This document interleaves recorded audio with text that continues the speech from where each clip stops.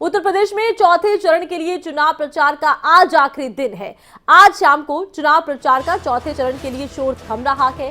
चौथे चरण के लिए 23 फरवरी को मतदान का दिन होगा और चौथे चरण में कुल सीटें होंगी 59, जहां पर की मतदान पूरा है। तो चौथे चरण के लिए 23 फरवरी को मतदान होगा और चुनाव प्रचार का शोर आज थम जाएगा। तमाम दिग्गज आज चुनाव प्रचार करते नजर आएंगे यूपी में, और उत्तर प्रदेश में चौथे चरण के जो चुनाव प्रचार है उसके लिए आज का दिन अंतिम दिन रखेगा। ऐसे में आज के दिन तमाम दिग्गज यूपी के चुनावी रण में प्रचार करते नजर आएंगे चौथे चरण के लिए। और चौथे चरण का जो प्रचार है वो आज थम रहा है क्योंकि 23 फरवरी को मतदान का दिन है। अब जो कुल सीटें हैं चौथे चरण में वो आपको बता दें तो वो 59 है, और ये कौन कौन सी सीटें हैं इसको लेकर भी आपको जानकारी देंगे। काफी अहम ये सीटें हैं, काफी अहम ये विधानसभा क्षेत्र हैं। आपको बता दें पीलीभीत, बरखेड़ा, बीसलपुर, पलिया, गोला, गोकर्णनाथ इसमें शामिल हैं। लखीमपुर, मोहम्मदी, सीतापुर, लहरपुर, बिस्वा, सेक्टा, महमूदाबाद, मिश्रीकेस, शाहबाद, हरदोई, बिलग्राम, मलनवा।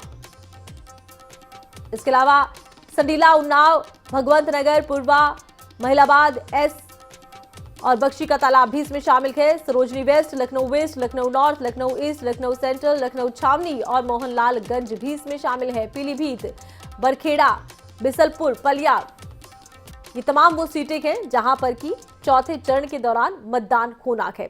तो यूपी के रण में आज तमाम दिग्गज प्रचार करते नजर आएंगे। तो वहीं ईसी की तरफ से बड़ी राहत भी दी गई है और न्यूज रूम से इस वक्त मेरी सहयोगी अवंतिका यादव हमारे साथ लाइव जुड़ चुकी है। अवंतिका का रुख करते हैं।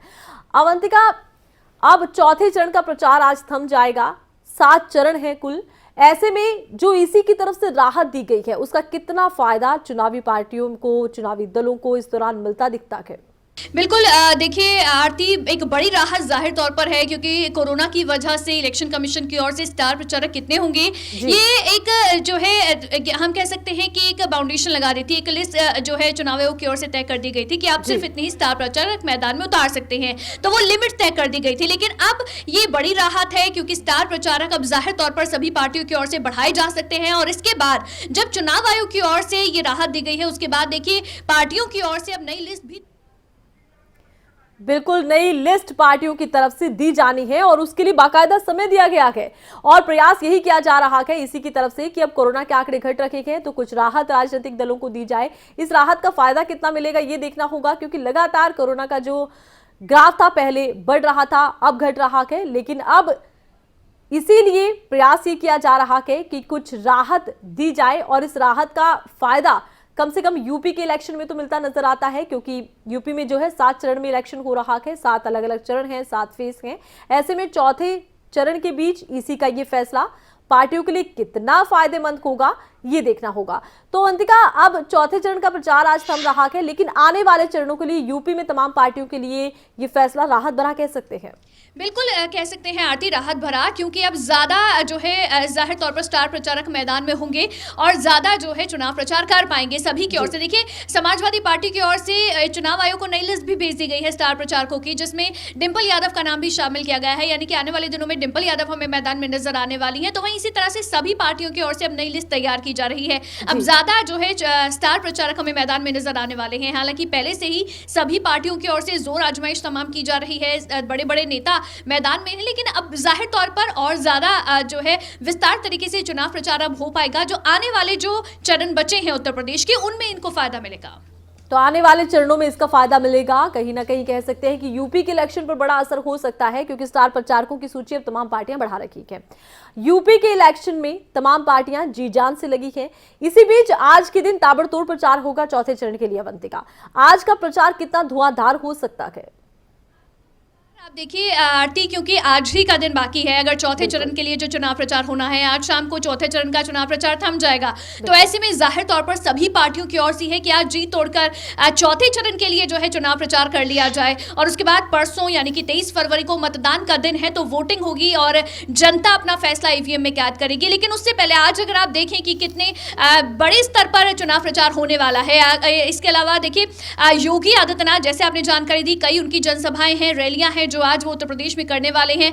अमित शाह की कई रैलियां हैं, बाराबंकी में है, पीलीभीत में है, तो जहां पर वो जनसभाएं करने वाले हैं। इसके अलावा देखिए कांग्रेस की ओर से भी एक बड़ा जो है आज यात्रा निकाली गई है, तो उसका सर जो है जाहिर तौर पर उनकी कोशिश है कि चौथे चरण के इस प्रचार पर पड़े। शक्ति यात्रा कांग्रेस की ओर से निकाली गई है, प्रियंका गांधी की ओर से निकाली गई है। इसके अलावा स्मृति ईरानी आज चुनाव प्रचार करती नजर आएंगी, तो वहीं अखिलेश यादव की ओर से कई सभाएं की जाएंगी। अरविंद केजरीवाल खुद आज से उत्तर प्रदेश में जाने वाले हैं। इससे पहले वो पंजाब में डेरा डाले हुए थे, लेकिन आज से वो उत्तर प्रदेश में मौजूद रहेंगे। तो जाहिर तौर पर एक बड़े स्तर पर चुनाव प्रचार आज नजर आने वाला है। ताबड़तोड़ रैलियां, जनसभाएं आज उत्तर प्रदेश में होने वाली हैं सभी पार्टियों के सभी दिग्गजों की ओर से। बिल्कुल, सभी पार्टियों और सभी दिग्गजों की ओर से चुनावी रण में आज फिर ताल ठोकी जाएगी। लेकिन अगर हम चौथे चरण की बात करते हैं अवंतिका, मुद्दे कितने अलग नजर आ रहे हैं।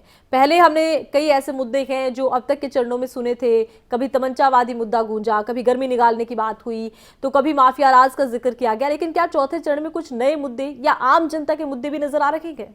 देखिए आरती, उत्तर प्रदेश का जो ये चुनाव चल रहा है 7 चरणों में चुनाव है, लेकिन हर एक जो चरण है वो अपने दूसरे चरण से अलग नजर आ रहा है। खास बात यह है उत्तर प्रदेश की, हर चरण के साथ उत्तर प्रदेश के मुद्दे बदल रहे हैं।